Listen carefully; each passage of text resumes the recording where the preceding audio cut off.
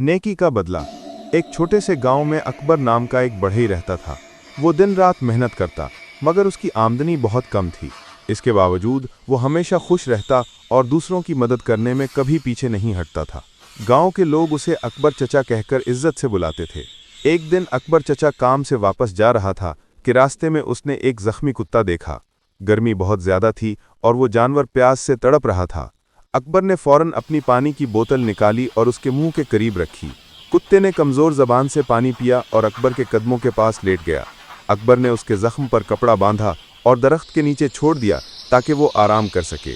कुछ दिन गुजरे, अकबर अपनी दुकान में लकड़ी काट रहा था कि अचानक गांव में शोर मच गया।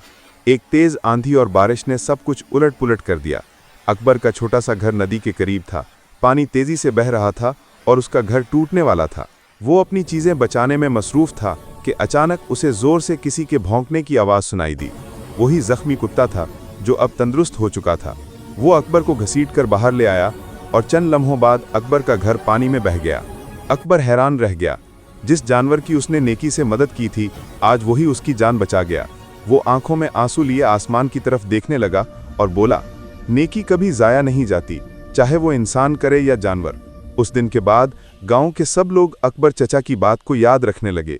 उन्होंने सीखा कि नेकी हमेशा लौट कर आती है, चाहे देर से ही क्यों ना हो। सबक: नेकी कभी जाया नहीं जाती।